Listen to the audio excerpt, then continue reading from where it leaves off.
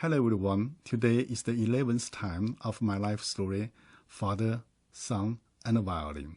Now finally we come to the violin part, okay? We'll talk about the violin now. And my first encounter, the violin, okay? 1. Falling in love with violin at first sight. No school to go to. Too young to participate in any revolutionary activities. To me, those days were the most mind-numbing time in my life. But one day, a miracle happened. A neighbor who lived on the second floor of the building next to us had a teenage visitor called Lee. That handsome young man soon had a chemical reaction with my neighbor's sister Lam. Every morning, when Sister Lam visited him, he would keep the window open and play a violin. How romantic. I was rather drawn to that violin sound. Then, enamored, every morning I kept my eyes wide open, anxiously waiting for the window to be opened. One day, Lee's window opened only for a very short while and then closed, without playing the violin. I could not help but rush up to the second floor of their building and peek inside through the keyhole. Oh my God! I should say, oh my Chimamau. What I saw both Brother Lee and Sister Lan naked, holding and rolling together on the bed. Back to my kitchen, I described vividly what I saw to Hu Mei Mei, and added my wise comment. If they were cold, they should not be naked. If they were hot, they should not hold so tightly onto each other. They should open the window. Actually, I should say they should play the violin.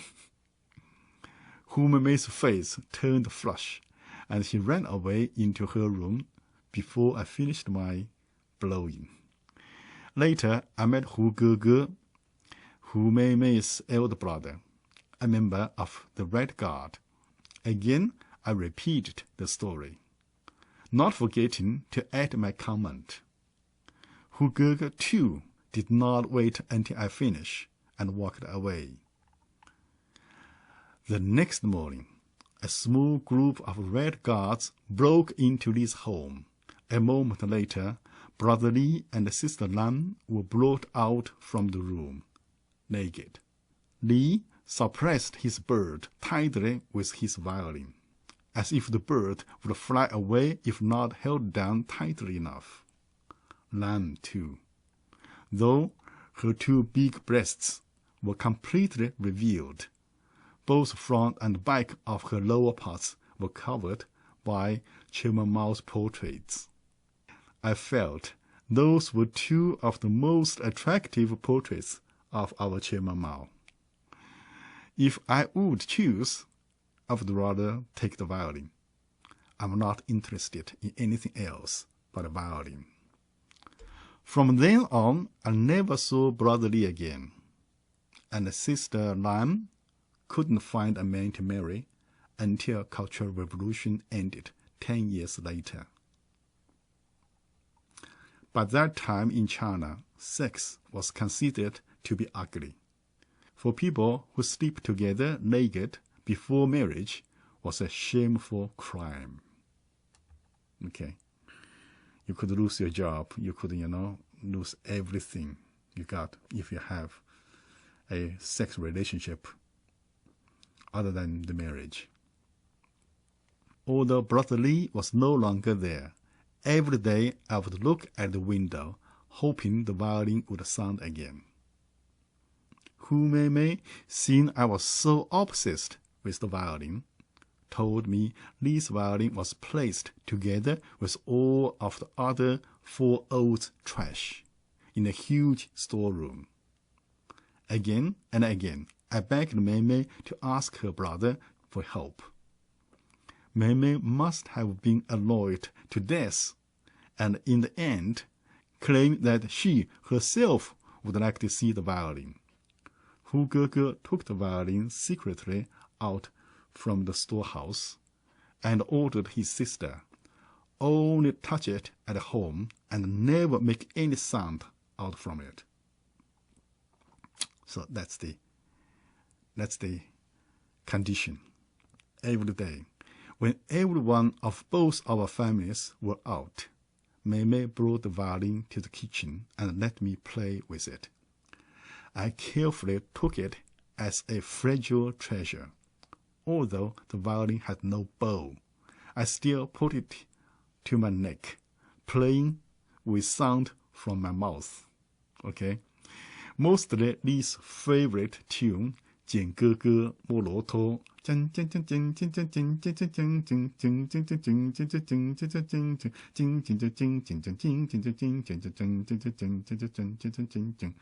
I can play later.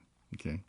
One day, when Mei went out to wash vegetables, there was no water supply in most Chinese households. We all had to do our washing in public place.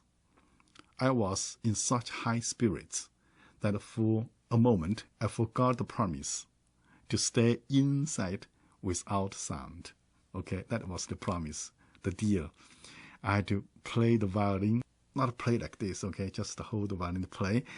I took the violin to the backyard and played with the empty right hand, but sound from my mouth under Brother Lee's window, because that was the place I saw the violin first.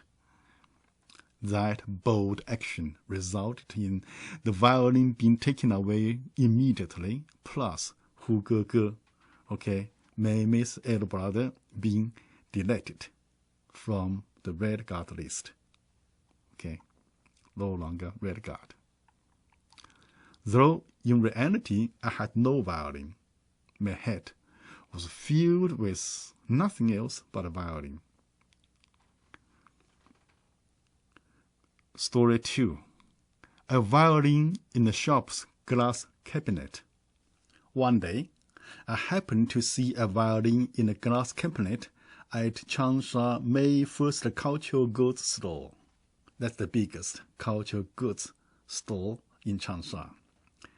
Beside the violin, there was a little notice written, a propaganda weapon of Mao's sorts. Okay. So violin itself is bad.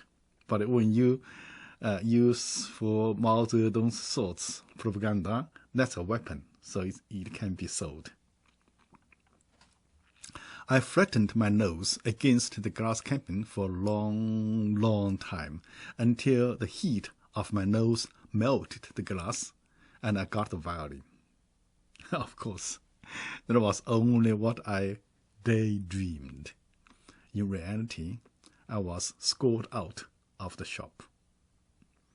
After that, I grew a habit of running a marathon every day from home to the shop, about 5 kilometers one way, just to take a look at the violin again from a safe distance.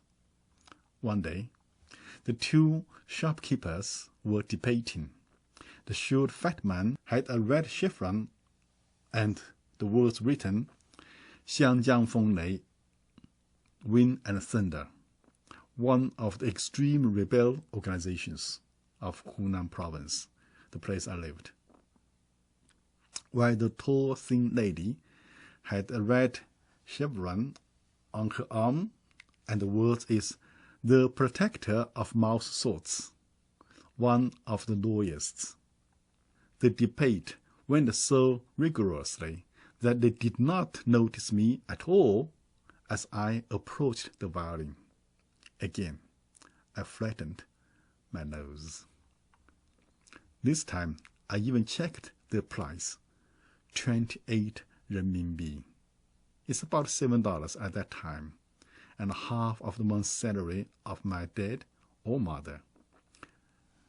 By the way, my father and my mother were supposed to be higher salary and average.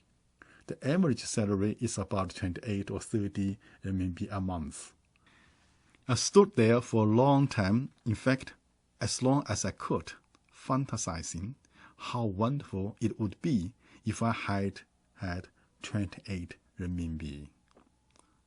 After some time, I started to believe that I did have 28 renminbi. To avoid their eye contact, I lowered my head and requested with all my courage, "Please, that violin, pass it to me. Let me take a close look." Poor kid. The lady stood up from her chair and opened the glass cabinet without looking at me. But the man recognized me right away and roared to me, "Valuable goods, no show to kids." In Chinese, it's like a 贵重商品不看. Okay. My feeling was hurt, but in a Chinese saying, a civilian facing a soldier, there was nothing I could do except comfort myself. Big deal. Wait until my father comes back. You know, I have a father. That rebel, the short man, did not let me finish my self-sourcing talk. Chasing me with a fly sweeper brandished in his hand. I saw trouble and put my dash training in good use. Ran out of the violin store, I returned around to check if he was still after me. When I felt I was in safe distance, I shouted towards the violin store again. Big deal, wait until I grow up.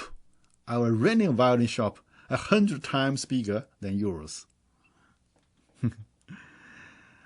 That dwarf once more chased me, this time not with a fly sweeper, but a big broom in his hand. Even after such a bad experience, the habit of running to marathon every day from home to the store did not stop, for the temptation of the violin was too strong to resist. The difference between before and after was that I was no longer able to flatten my nose against the glass cabinet. Then I was forced to imagine the shape of the violin from outside of the store. Constantly comfort myself by thinking, wait until my father comes back. I think that's all for today. Thank you so much. The violin story is very interesting. And next, I will talk about my father did come back. And now we had a crack between father and me. The first big crack between us. Okay, father, son on the violin. The 11 times finished today. Thank you and see you next time. Bye-bye.